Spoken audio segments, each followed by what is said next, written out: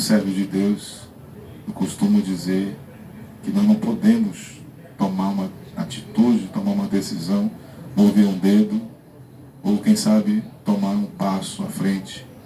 Em outras palavras, para ser mais exato, tomar uma atitude, uma decisão, sem antes consultar o Senhor. E eu não poderia vir aqui um pensamento vazio, sem nada que pudesse oferecer. Então, o pensamento que eu gostaria de compartilhar seria a palavra que Deus colocaria no meu coração. Por isso eu estive orando ao Senhor, pedindo a Deus a direção de qual palavra. E Deus falasse comigo e viesse falar com você. E certamente falará com todos que nos acompanham nessa madrugada. E quando eu estava em oração, é como se o Espírito Santo dissesse: reporta aos meus filhos, entre filhos e filhas, servos do Senhor, reporta ao meu povo na face da terra a minha palavra.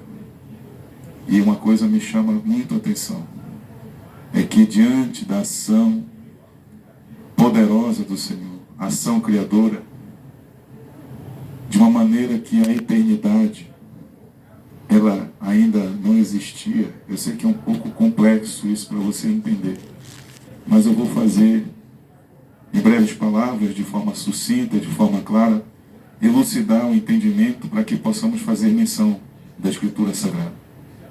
Diz a Bíblia na boca do profeta Isaías, pastor Rodrigo, que de eternidade a eternidade o Senhor é Deus. Fora de mim não há outro, diz o Senhor. E nós entendemos que até mesmo a eternidade, ela foi criada, foi uma ação soberana do Senhor. Antes que a eternidade existisse, porque o tempo ele se divide. Nós podemos fazer um aspecto aqui de uma reflexão sobre essa divisão do tempo. Existe o tempo de Deus, uma linguagem mais aprofundada, bíblica e teologicamente falando, é chamado de kairos no grego, é o tempo de Deus. E como se definiu o tempo de Deus no kairos? Antes que houvesse o aspecto temporal humano, que é o passado, é o presente e o futuro, o Senhor na sua eternidade, a eternidade ele já existia. De maneira que o profeta anuncia a profecia dizendo: de eternidade a eternidade, só o Senhor é Deus, e fora de mim não há outro. O tempo Cronos, que é o tempo do homem na face da terra, a Bíblia nos faz entender em Eclesiastes 3 que abaixo da nuvem do céu, sobre a face da terra, há um tempo estabelecido da vontade de Deus para nós no sentido humano. Então isso nós chamamos no grego de Cronos. É a cronologia, é o tempo, é o passado, é o presente e o futuro. Pastor, está sendo bem claro, mas é um pouco complexo ainda para eu entender. Me permita fazer menção também de Isaías capítulo 43, versículo 13, quando o próprio Senhor fala na boca do profeta Isaías, profeta messiânico, que ele vai dizer: antes que houvesse o dia, eu era. Em outras palavras, o dia é o princípio do passado, presente e futuro. Eu era, eu já existia na eternidade. Aleluia, glória. Aleluia. Agora uma coisa me chamou a atenção. Peguei as Bíblias, coloquei na minha frente, no quarto, sobre a mesa. E Bíblias no sentido literal mesmo. Coloquei Almeida atualizada, a revista, né, atualizada no ano de 1993, que é a edição mais próxima da original. Peguei a Bíblia King James, que é uma Bíblia muito usada agora. Peguei também a outra Bíblia, a Bíblia de Jerusalém, da qual queria compartilhar, além dessa aqui que eu carrego na mão, nesse momento.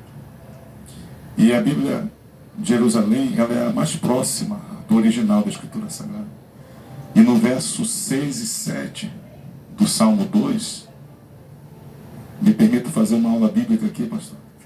Salmos não tem capítulo. Se Salmos não tem capítulo, Salmos também não tem versículo. É até uma expressão errada falar Salmos 91, versículo 2, não existe isso. Salmos tem versos, porque Salmos no original são hinos, são louvores. Mas ela se divide em uma categoria, em duas classes. A primeira classe são poesias. E a segunda classe são hinos de melodia. Então, de uma poesia clássica de Deus, relatando através do salmista Davi, Davi vai relatar uma poesia muito linda, porque fala de uma ação na eternidade, uma ação criadora. E essa ação criadora, no verso 6 e 7, ele vai estar dizendo assim: eu hoje te gerei, tu és meu filho. Ali é o Senhor, é o soberano Deus e eterno Pai, gerando uma alma na eternidade. E essa alma era a alma de Cristo. Qual é a diferença da alma de Cristo para a alma humana, a alma de Adão?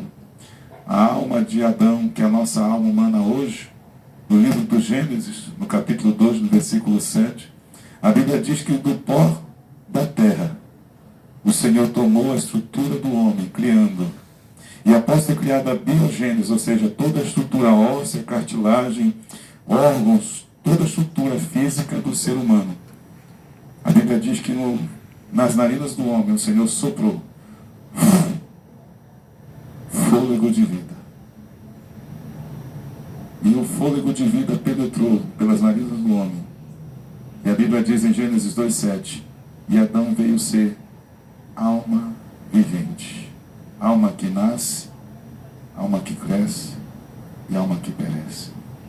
Agora em 1 Coríntios 15, Paulo vai dizer: assim como nós, no sentido humano, trazemos a imagem da semelhança do primeiro Adão, que é terreno, é da terra, também nós temos que trazer a imagem e semelhança, não do aspecto externo, não do aspecto físico, mas no aspecto interior da alma, a imagem e semelhança de Cristo. E ele vai retificar sua palavra dizendo que a alma de Cristo, ela é vivificante. Em outras palavras, a alma de Cristo, ela é eterna.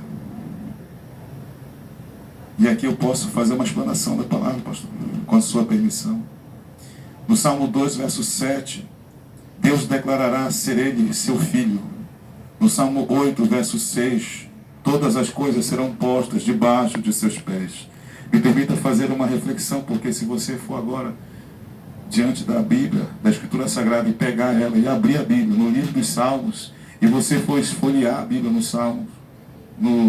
Salmo 8, verso 6, você vai se deparar, está escrito assim: e Deus concedeu autoridade ao homem sobre tudo que há na terra, na face da terra.